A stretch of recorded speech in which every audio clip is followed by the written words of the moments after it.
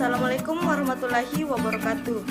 Kami dari kelompok 1 Statistika, jurusan Teknik Informatika, Fakultas Ilmu Komputer, Universitas Muslim Indonesia. Sebelum lanjut ke videonya, kami terlebih dahulu akan memperkenalkan diri. Perkenalkan, nama saya Dimrianti, tanggal 130 2019 0304. Perkenalkan, nama saya Inka Prinila, Stambuk 130 2019 0317. Perkenalkan, nama saya Afif Aisyah, Stambuk 130 2019 0303. Perkenalkan, nama saya Nurjanika Putri, Stambuk 130 2019 0319. Perkenalkan, nama saya Rina Aprilia Rahma, Stambuk 130 2019 0311.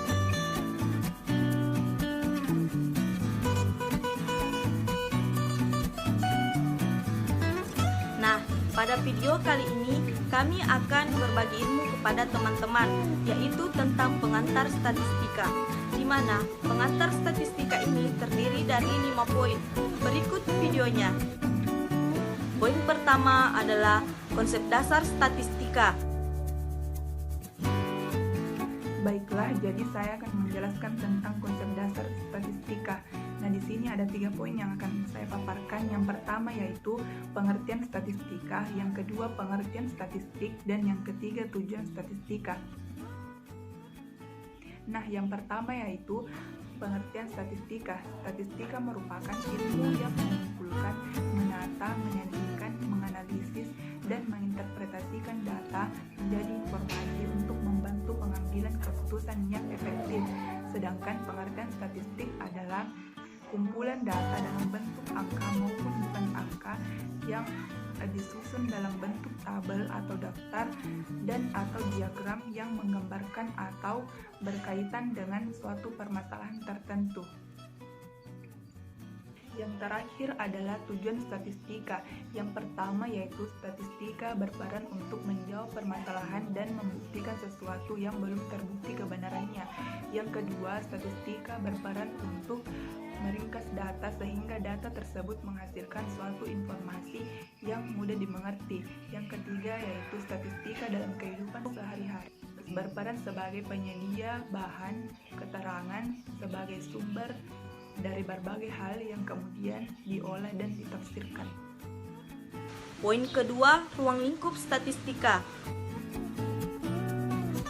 Baik, saya akan menjelaskan poin kedua, yaitu ruang lingkup statistika. Ruang lingkup statistika dibedakan menjadi 2. Yang pertama, statistik deskriptif. Statistik deskriptif yaitu kegiatan yang dilakukan meliputi pengumpulan data, pengolahan data, dan penyimpanan data untuk mencari gambaran berdasarkan data yang diperoleh. Yang kedua, statistik inferensial. Statistik inferensial yaitu statistik yang menaksir secara umum suatu populasi dengan menggunakan sampel termasuk di dalamnya dari penaksiran dan teori uji. Nah, menurut parameternya, statistik juga dibedakan menjadi 2. Yang pertama, statistik parametrik. Statistik parametrik yaitu statistik untuk menganalisa data yang diambil dari populasi berdistribusi normal. Yang kedua, statistik non-parametrik. Statistik non-parametrik yaitu statistika untuk menganalisa data dari populasi yang bebas terdistribusi. Poin ketiga, variabel dan data.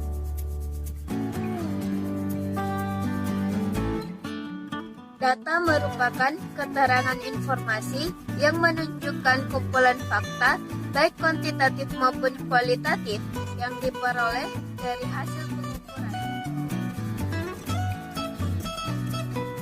Variabel.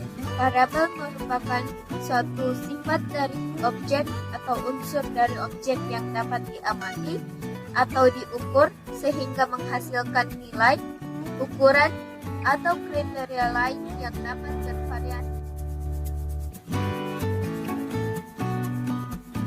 1. Skala nominal. Skala nominal merupakan angka yang diberikan pada objek atau variabel pengukuran hanya memiliki arti sebagai label saja, atau asal bisa dibedakan dan tidak memiliki tingkatan. Skala ordinal adalah angka yang diberikan pada objek atau variabel pengukuran mengandung pengertian tingkatan. 3. Skala rasio. Skala rasio adalah angka yang diberikan pada objek atau variabel pengukuran mengandung sifat interval ditambah sifat yang mampu memberikan keterangan tentang nilai absolut variabel yang diukur. 4. Skala interval. Skala interval adalah angka yang diberikan pada objek atau variabel pengukuran mengandung sifat ordinal ditambah sifat jarak atau interval. Poin keempat, jenis-jenis data. Saya Inka Pernila akan menjelaskan tentang jenis-jenis data. Nah, jenis data itu terbagi atas dua. Yang pertama itu kategorikal atau kualitatif, yaitu data dari penjelasan kata variabel tidak dapat dianalisis dalam bentuk bilangan atau angka. Jadi data ini tidak dapat dinyatakan dengan angka. Nah, yang kedua itu numerikal atau kualitatif, di mana data ini merupakan keterangan atau informasi yang menunjukkan fakta, baik kuantitatif maupun kualitatif, yang diperoleh dari hasil pengukuran. Adapun jenis data kategorikal atau kualitatif ini terbagi atas dua juga. Yang pertama nominal dan yang kedua ordinal. Nominal itu merupakan data yang dikelompokkan dan tidak memiliki urutan kelas atau tingkatan. Nah, contohnya seperti jenis kelamin, perempuan atau laki-laki, atau bisa juga pilihan seperti ya atau tidak. Nah, adapun ordinal merupakan data yang dikelompokkan dan memiliki urutan kelas atau tingkatan. Nah, contohnya seperti tingkat kepuasan konsumen, seperti tidak puas ataupun sangat puas. Nah, seperti juga nilai kuliah yang bisa mendapatkan nilai A, A-, B+. Nah, selanjutnya jenis data numerikal atau kuantitatif. Nah, jenis data ini juga terbagi atas dua. Yang pertama itu discrete dan yang kedua continue. Nah, di mana discrete ini adalah data yang diperoleh dengan cara menghitung, contohnya seperti jumlah anak 1, 2, 3, jumlah telur. Nah, selanjutnya continue. Continue merupakan data yang kita peroleh dengan cara mengukur, seperti mengukur berat badan. Yang kita dapat peroleh hasilnya itu 42,8 kg, 50 kg. Nah, bisa juga kita contohkan seperti mengukur suhu tubuh, seperti itu. Dan poin yang terakhir adalah teknik pengumpulan data. Adapun materi yang akan saya bawakan pada kesempatan kali ini yaitu teknik pengumpulan data. Yang pertama yaitu tes. Tes merupakan metode penelitian psikologi untuk memperoleh informasi tentang berbagai aspek data, tingkah laku dan kehidupan psikologi seseorang. Kemudian yang kedua yaitu wawancara. Wawancara merupakan teknik pengumpulan data yang dilakukan melalui tatap muka dan tanya jawab langsung antara peneliti dan narasumber. Kemudian yang ketiga yaitu pengamatan. Pengumpulan data yang tidak hanya mengukur sikap dari responden, wawancara dan angket, namun juga dapat digunakan untuk merekam berbagai fenomena yang terjadi, situasi atau kondisi. Kemudian yang keempat, angket. Metode pengumpulan data yang dilakukan dengan cara memberi seperangkat pertanyaan atau pertanyaan tertulis kepada responden untuk dijawab. Kemudian yang kelima yaitu dokumentasi. Dokumentasi merupakan metode pengumpulan data dengan menganalisis dokumen-dokumen yang dibuat oleh subjek sendiri atau oleh orang lain tentang subjek.